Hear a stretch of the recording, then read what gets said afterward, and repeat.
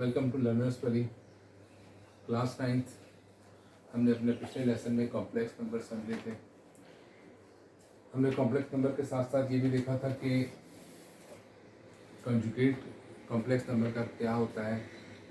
इसके अलावा हमने कॉम्प्लेक्स नंबर को लिखने के तरीके भी सीखे थे। आज हम थोड़ा सा कॉम्प्लेक्स नंबर से मुतालिक 2-3 बातें और करेंगे और फिर इससे अगले लेसन में हम देखेंगे कि कॉम्प्लेक्स नंबर के ऊपर फंडामेंटल ऑपरेशंस कैसे किए जाते हैं।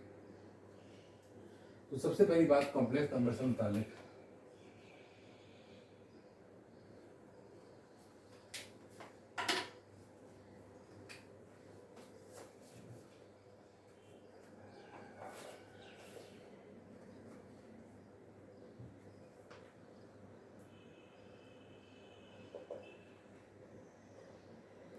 कॉम्प्लेक्स नंबर्स को लिखने के 2 तरीके हमने सीखे हैं।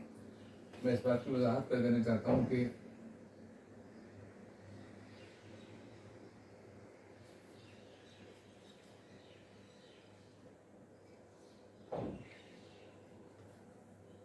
ये 2 तरीके हैं कॉम्प्लेक्स नंबर को लिखने के जो आमतौर पे इस्तेमाल किए जाते हैं। एक तरीका ये है जो कि ऑर्डर्ड पेयर फॉर्म कहलाता है।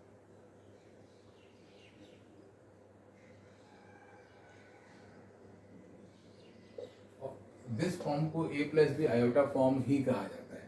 This is called a plus B iota form. I would prefer to call it algebraic form। बेहतर समझने के लिए हम इसको कह सकते हैं कि ये algebraic फॉर्म है।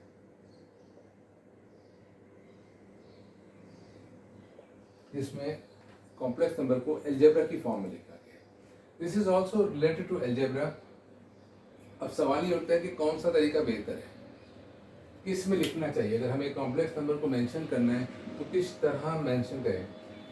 तो क्लास 9th ये जो तरीका है जो ऑर्डर्ड पेयर फॉर्म है, इसका आपकी क्लास में कोई इस्तेमाल नहीं है। आपको इसका तारुफ करवाया गया है कि ऑर्डर्ड पेयर की फॉर्म में लिखें। इत्तेफाक की बात है कि आपकी किताब में बहुत सारे सवाल भी इस शक्ल में दिए गए, लेकिन दरअसल इसका कोई इस्तेमाल आपके पास नहीं है। ये जो शक्ल है इसका इस्तेमाल बड़ी क्लासों में होगा और एक चीज होती है उसे कहते हैं कॉम्प्लेक्स प्लेन।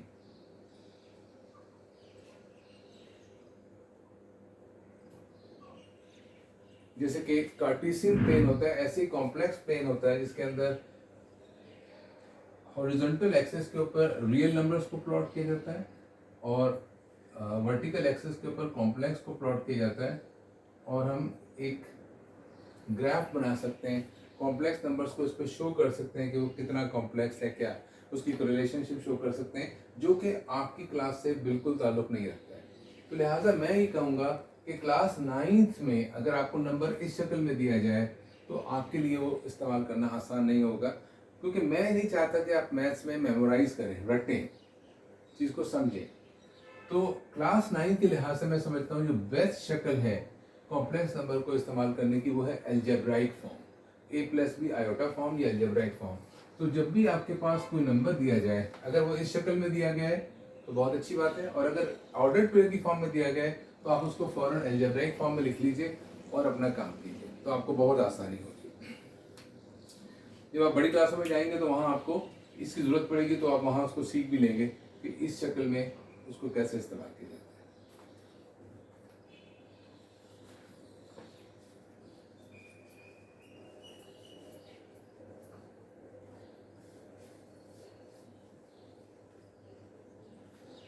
दूसरी बुनियादी चीज़ जिसका हम इस्तेमाल करेंगे, जो हम अलजेब्रा में सीख चुके हैं, वो है अलजेब्राइक फार्मूले।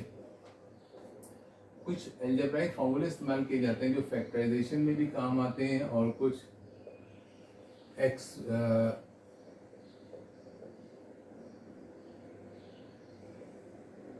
नंबर्स को एक्सप्रेशन को एक्सपेंड करने के भी काम आते हैं।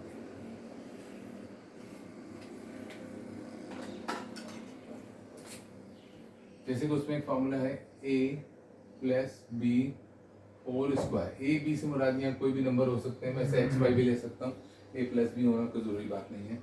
तो ये बन जाता है a स्क्वायर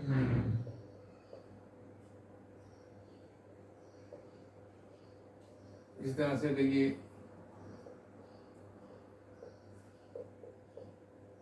माइनस के साथ हो तो ये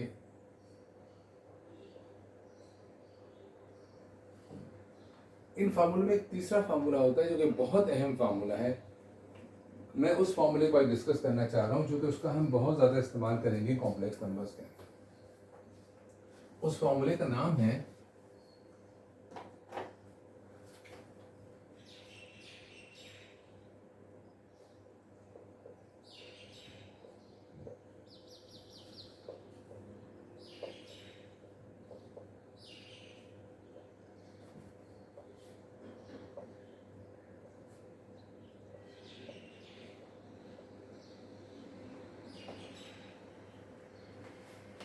factors of difference of to squares.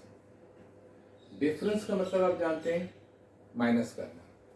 To squares दो नंबर हैं जो स्क्वायर की फॉर्म में है और उसके फैक्टर्स बनाने के लिए इस फॉर्मूले को इस्तेमाल किया जाता है। जैसे कि सपोज कि एक नंबर है ए स्क्वायर, दूसरा नंबर है बी स्क्वायर। अगर हम इनको माइनस कर दें तो ये चीज बन जाएगी डिफरेंस ऑफ टू स्क्वायर्स।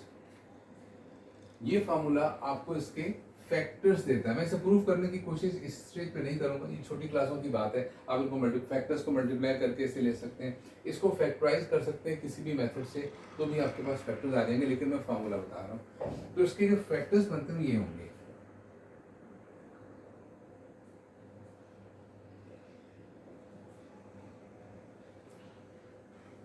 ये factors difference of to squares के हैं। स्क्वायर्स किसके हैं? एक ए का स्क्वायर है, एक बी का स्क्वायर है। इनका डिफरेंस दिया जा रहा है, तो इसके जो फैक्टर्स, दो फैक्टर्स बनेंगे वो ये होंगे, एक होगा ए प्लस बी, एक होगा ए माइनस बी। ये दो फैक्टर्स हैं, ये बहुत स्पेशल शक्ल के हैं। ये दोनों बिल्कुल एक जैसे, अगर गौर करें तो सिर्फ इसमें एक फर्क है, बिल्कुल एक जैसे, सिर्फ एक फर्क है। वो फर्क क्या है कि यहाँ पे प्लस का साइन है और यहाँ माइनस का साइन है। अगर गौर करें तो ये साइन एक्चुअली बी का है। जो सेकेंड टर्म है इस फैक्टर में पॉजिटिव है, इस फैक्टर में ये टर्म नेगेटिव है। अदरवाइज बिल्कुल आइडेंटिकल फैक्टर्स हैं।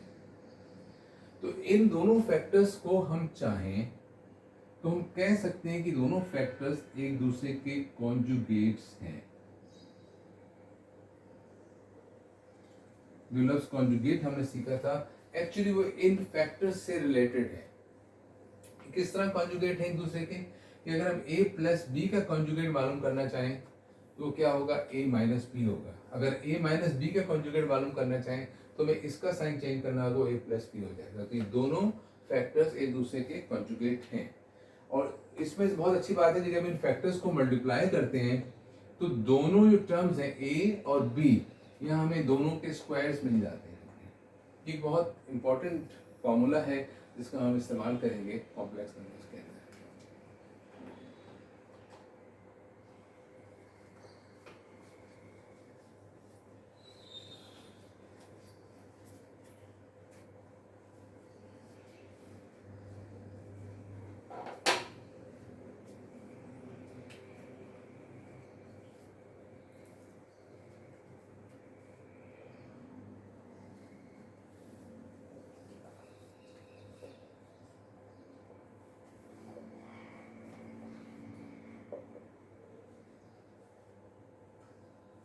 हमने अपने अगले सबक में सीखना है कि फंडामेंटल ऑपरेशंस कॉम्प्लेक्स नंबर्स पर कैसे किए जाते हैं। तो सिर्फ फंडामेंटल ऑपरेशंस से हमारी मुराद क्या है, मैं वो बता रहा हूँ। ऑपरेशंस या फंक्शंस मैथ्स में बहुत सारे होते हैं, लेकिन फंडामेंटल ऑपरेशन सिर्फ 4 होते हैं। वो क्या होते हैं? एडिशन,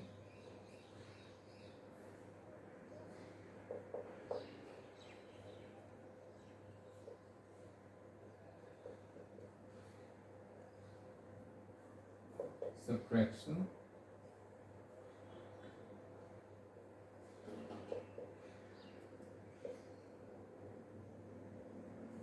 मल्टीप्लिकेशन और चौथा ऑपरेशन है डिवीजन।